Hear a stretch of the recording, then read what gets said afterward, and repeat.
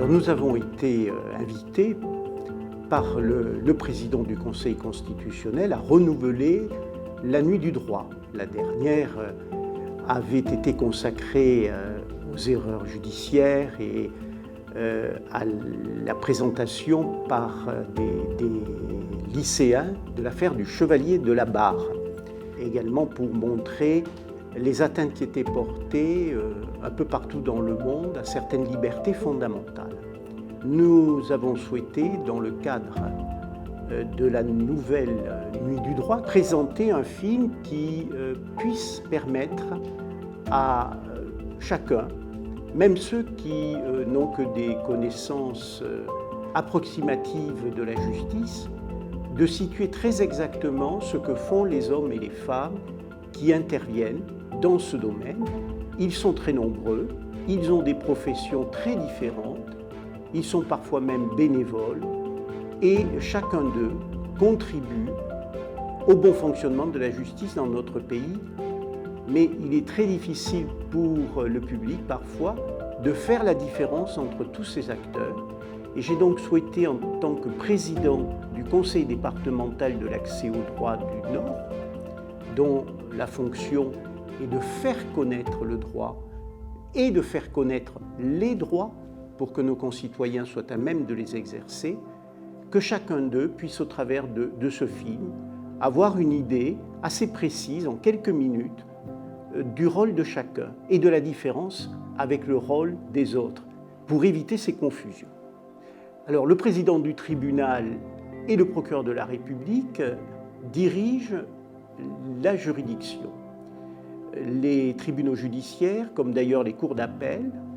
reposent sur ce qu'on appelle un pouvoir diarchique, c'est-à-dire un commandement à deux têtes étymologiquement.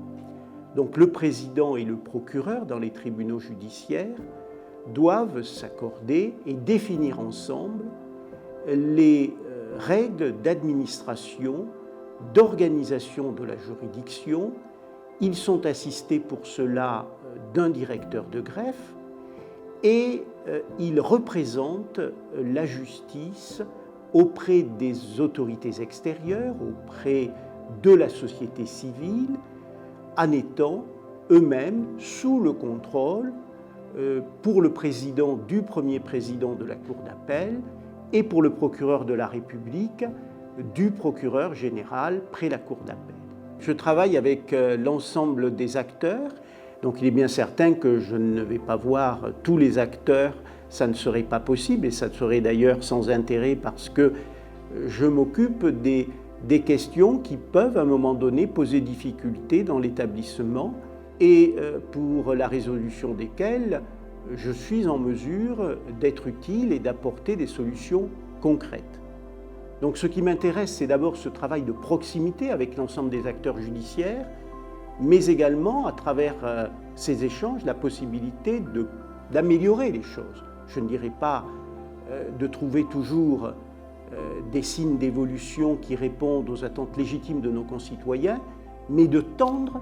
à trouver des solutions qui permettent, par exemple, à la justice d'améliorer ses délais de traitement tout en préservant la qualité des décisions. Et c'est donc d'espérer, au regard d'une action concrète, pouvoir rapprocher la justice